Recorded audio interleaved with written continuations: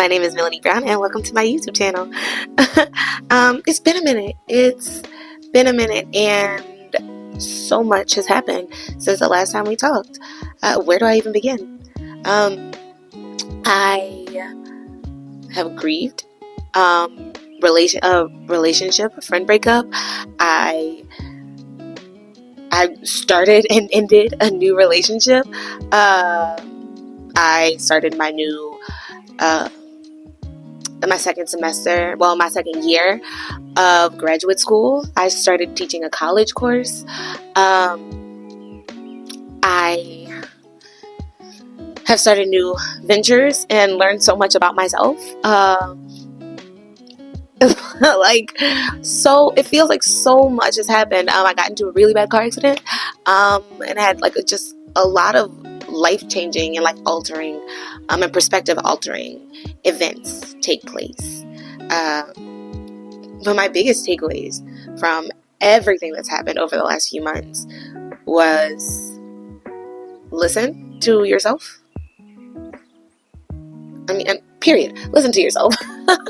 And that message came in very, very different ways. Going from most recent message to the later, the earlier messages.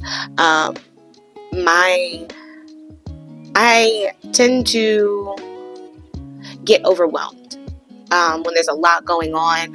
I am really great at showing up for other people and being where I need to be.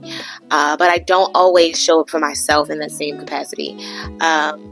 And as I mentioned earlier, I got into a really bad car accident earlier this year in September, and I couldn't dance for several weeks. And if you know me, you know that I am, 1, in school for dance, 2, I make my living dancing because I teach dance. And so it was really hard for me to show up and not be able to do that. And one of the stress relievers that I put in place was going to run club and running. And that was a different way of moving my body.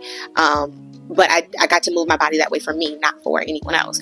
And so I wasn't able to do that for a period of time. And then right when I was starting to heal, or on the tail end of my healing, I was about to be able to move again, I rolled my ankle. And so wasn't able to do that. And that, just because I haven't been able to get off my foot, that hasn't been, that injury hasn't been able to fully heal. And so, at the top of this week, I was feeling a lot of anxiety, and I've been having these plagues with anxiety a lot lately, and that's abnormal for me. And I finally understood this week that the root cause of it. 1, I wasn't listening to myself. My body was telling me to stop. I wasn't listening. And so then my mind had to grip me and tell me to stop. And I noticed the issue when I just could not make it. I couldn't make myself get up and go. I was dragging, and I was carrying so much with me. And I ended up having a conversation with a friend of mine, and she asked me something really profound. She was like, "What are you doing to make sure you have your back?" And I was thinking about it, and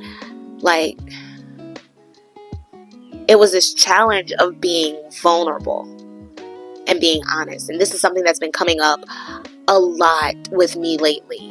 In a lot of conversations lately, it's just being honest about where I am, how I feel, and what that looks like. And truthfully, that's hard for me. I am nothing, not a lot gets to me, and it takes a lot to get to me. It takes a lot to hurt my feelings. And I think I got this from my from my mother, but I'm typically a really strong person. I'm perceived as that. And so knowing that and allowing myself to be strong and weak at the same time.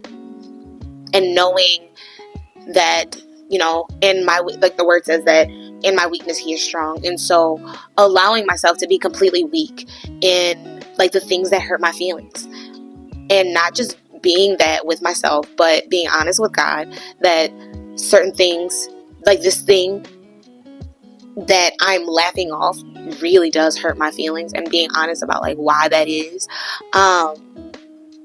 And also being honest with my community about where I am, so I don't have to carry it by myself, and I can have the support that I need to have in those moments. And that's difficult. And that's been like, being honest has been, and it's not honesty, it's not transparency, it's vulnerability. And I had a guy call me out on that. And this is something that I am working through. What true vulnerability looks like. That's hard. It's hard for me. It's not even imaginable. Like I can't fathom what that looks like, to be completely exposed and have no control over whether or not, over some like what someone else does, or how it affects me. Like nothing. It's unfathomable to me. But it's a place that my heart knows and wants and longs for. That intimacy of just knowing, being known and loved regardless. I've only known that one time in a human relationship. Well, no. Well, without judgment. And that's my best friend.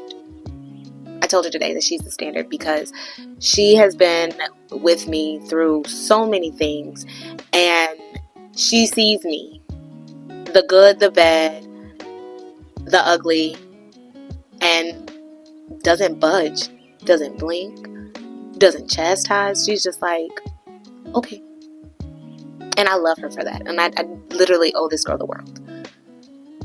And I'm so grateful to God for her, because she is the standard of what sisterhood and friendship looks like. And I love her so much. But even with her, there are some things that I don't admit until after the fact. And I've been told, and I mean, I've seen it, how I don't want to tell people that I have an issue. I don't want to tell people that I'm going through a thing, because I don't want to be burdensome to have them support me. And I don't always know how to ask for support.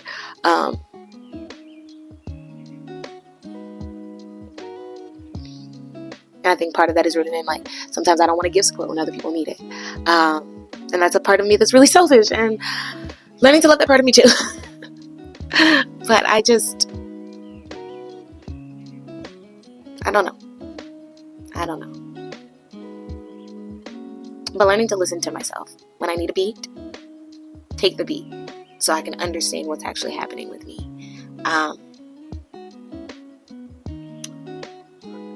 Listening to myself, because I know the discernment and the things, the wisdom God's given me. I believe in God for wisdom. That's what He's given me, and I have to trust and know that He's given it to me. So, yeah. Someone asked me a couple weeks ago what I wanted to take with me into 2025, and I would say it would be listening to myself, like listening to my body, listening to my emotions when I need a break, listening and taking the time to take care of myself, allowing space for me to work on me, whether that is me figuring out how I'm feeling, and sitting in it, resting mentally, emotionally, whatever, just getting there and doing the things. Also trusting that what I know to do is okay, is right for me. It may not be right for all, but it's right for me. And so, yeah, that's what I got for right now.